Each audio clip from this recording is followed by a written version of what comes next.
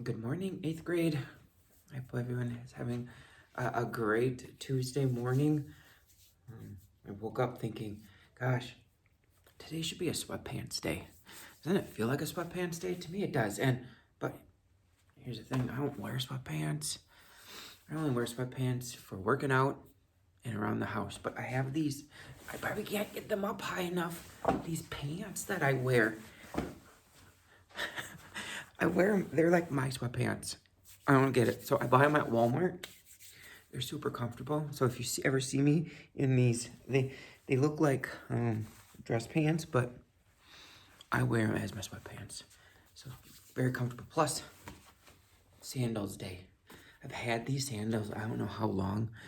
I mean, they're literally been washed, but they're stained so bad that they don't come clean. So, but they're super comfortable.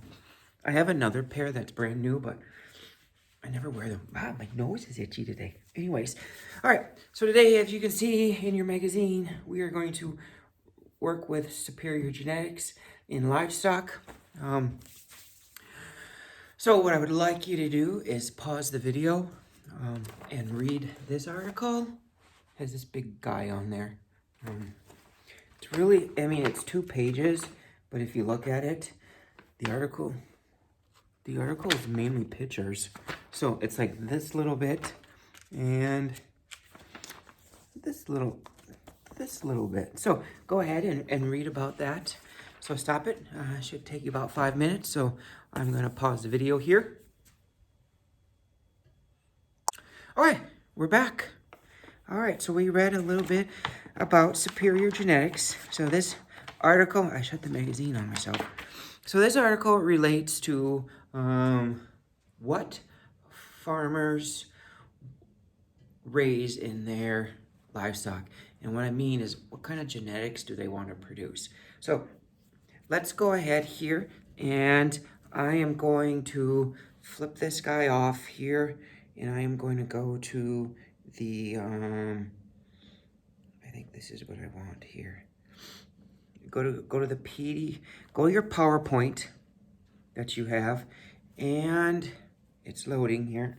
I should have done this while you guys were on reading break. All right, here we go. Go to this guy right here. Go to this page right here. So this is page 4. So go to page 4. We're going to do these questions. I'm going to flip this. Maybe it will get bigger. There we go. We're going to do these questions together in class. I know when we do these like this, you do not need to send me this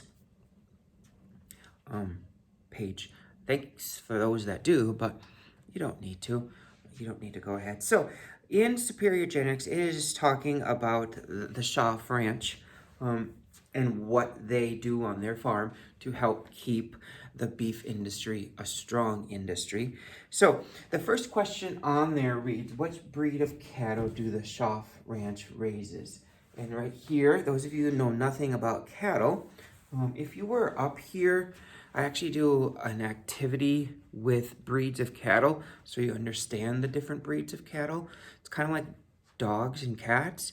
You know, why do some people want lab dogs? I don't know any cat breeds, so I'm not going to give you that example. Why people want poodles. You know, there's a reason for it. Same with cattle and sheep and hogs and horses. There's a reason why people breed that. If you probably ask your parents and they come from a beef farm, they're going to just say, that's because what we always raise. They're probably doing that because they might not think you understand why they raise Black Angus or Herefords or Simmentals or Semi-Angus. But we're going to learn why people raise Black Angus. And then, you know, if you raise Black Angus, you could probably just say, ha! It's because they're good mothers. It's actually a genetic. They're good marbling. And we'll talk about a little bit about that stuff. But so, anyways, we're going to talk about the Schaff farm. They raise Black Angus, which is this big guy right here. Pretty much the why people is probably the most popular breed in the United States is Black Angus. Just because they produce, when it comes to food, remember, we eat them. It's probably the most consistent of all the breeds. Top quality beef. Granted, there are some bad Black Angus, but sometimes bad Black Angus comes from poor farming decisions. And that could be for any type of breed, actually. It just depends, you know. Growing up a little bit, back history, my brother and my sister and I, we actually had our own farm. We raised our own livestock. It wasn't owned by our parents. It was owned by us three. We each had cattle and we had sheep. And for a while, when we first started our farm, we had little bunnies to get us going. But our dad, even though they were our cattle, he told us what breeds to get. So when we went to buy cattle, we always bought Black Angus. And I think the reason why is when my brother and I were in the 4th grade, we were living on this farm, and the actual person who owned the farm, we just lived on the farm and helped farm it. Our cow had a set of twins, and she abandoned. Cows can abandon their calves. So the farmer gave my brother the bull calf and gave me the heifer calf. And so 4th grade, I started my herd, believe it or not. I ended up selling her because if any of you know anything about cattle, if you have twins and one's a male and one's a female, the female is called a free martin, which more than likely she will never be able to have calves. So if there's twins and one's a female, you have to sell them. And of course, my brother's bull calf became a steer. You're going to learn what that is later. And we showed them, and then at the end of the year, we sold them, and then we bought more cattle off what we sold. So think about it. I started my beef cattle when I was in the 4th grade, getting up in the morning before school to feed cattle. Our parents made us live the farm life. You know, I was doing farm chores, 4th grade, before school, getting up 6:30, before catching the bus. Anyways, so Black Angus, popular breed. We'll go through some of the reasons why people like Black Angus. All right. So in the article, it talks about what was the name of the bull that sold for $1.5 million. And you should answer that as it should be called America. So that was the name of the bull. Yes.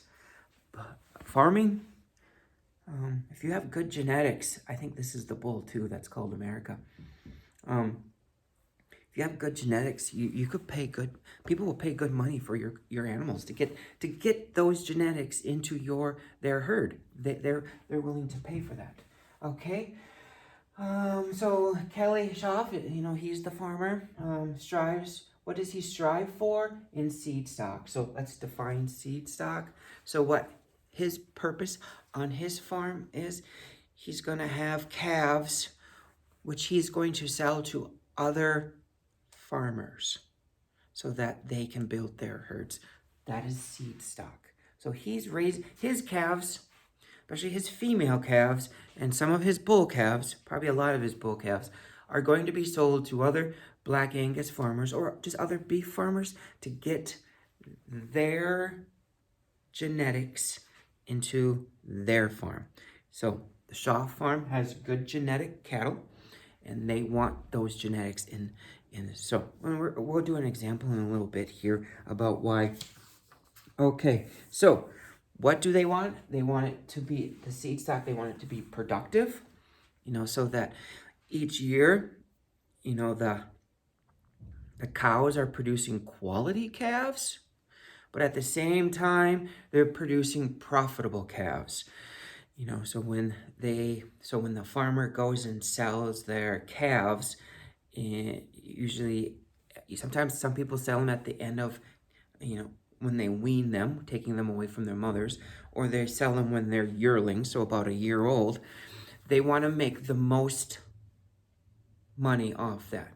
And one way of doing that is making sure you have good good quality cattle. So that's why, that's what seed stock is, and that's what they want: profitable cattle, and they want productive cattle.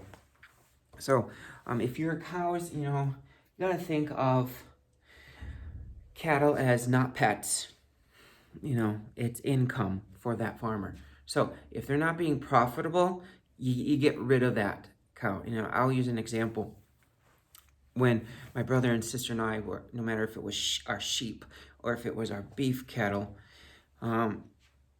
if a cow, and we always gave them 2 chances, if she, for example, doesn't get pregnant the first year, or doesn't get pregnant, you said you get the bull out there, she doesn't get pregnant, we allow it 1 year, then the second year, let's say the same thing happens, there's something wrong with that cow because she's not getting pregnant. We are going to send her down the road. And what we mean by send her down the road is we are going to sell her because she wasn't profitable for us, because actually we made no money off that cow for 2 years because we just kept her around and fed her, hoping that maybe the second time. But a lot of farmers do it. And some farmers do that after the first, set the bull out, bring the cows in the fall, check for pregnancy. They're not pregnant, they sell them. So remember, you want profitable cattle. That is their income. Keep in mind, that is how a beef farm or livestock farms work. They need to be profitable, otherwise you're not going to make it. All right, so what type of genetics is Kelly looking for to breed into his own herd, but also into others? So in the article, he says he wants his cattle to be growing fast. From the time they are born until they're either ready for market or ready to become productive cattle. They want that in a quick time span. If we're thinking market sense of from when a calf is born to when we take it to market, it should be anywhere between 18 to 24 months. And you want that closer to 18 because it's going to be more profitable for the farmer, because you're not feeding for a few more months on that animal. So if you can get that closer to 18, so that's what he's looking for. He wants that fast-growing calf so that it can be either profitable in the sense of, sending it to market or starting to have its own calves. All right. They also want, especially in the females, you want good udders. Remember, good udders provide the milk for the calf. You want good legs and feet. By thinking that's kind of funny, but remember, cattle spend most of their life on their feet. They need to be strong. They need to stand correctly. Cattle can be bow-legged. They can be pigeon-toed. They can walk with a limp. You know what? Those cattle aren't going to perform very well because a lot of times they're in pain. So you can breed for that. So especially when they're out in the pasture, you want strong legs. Plus, that genetic will be passed on to their offspring. All right. So let's jump down to this question. So where's the Shaw Angus Valley Farm located? In the article, it said St. Anthony, which is down by Bismarck area. So, all right. So what 2 operations are performed on the Shaw Farm? So you should have put down there. So down there is going to be embryo transplant and then IVF. So embryo transplant, if you don't know what that is, basically what that is, and I'm going to show you a definition here. So you're going to take, here, I'm going to flip this so that you can see it kind of going over here. I'm kind of just, I'm going to bring you in. So, embryo transplant, and you can say IVF is kind of similar to this, but I'll explain the difference between. So, our cow A is she has the genetics for, and her calves are going to be fast gaining calves. They are going to be larger when they wean them. So when they take them away from the mothers in the fall, they're going to be large, okay? Stands correctly on feet and legs, okay? Good marbling. Marbling means it will be that fat that's in the meat. So when you buy a steak at the grocery store, all the speckles, that's marbling. You want that because that gives meat its flavor and its tenderness. good marbling. Then we have cow B, low growth, small calves, small udders. Not a qualities, these genetics we don't want. So what's going to happen in embryo transplant is we are going to take the embryos from this cow. They're going to flush her. And then we are going to just take the and transplant them into cows that perform or have poor genetics. So that we're getting this into the beef industry versus this. This costs farmers more money. These are making farmers money in the sense. So we're taking good genetics, putting them into this cow, and then this cow is going to give birth to this. Okay?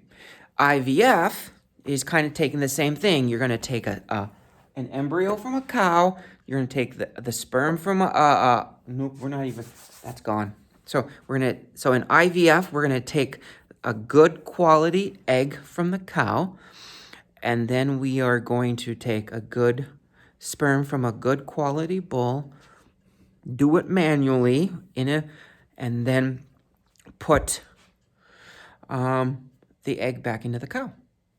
All right, so what I want you guys to do for Wednesday, I know I have you doing your graph for Wednesday, but other than that, I want you to go ahead and do some Google searches on page 5.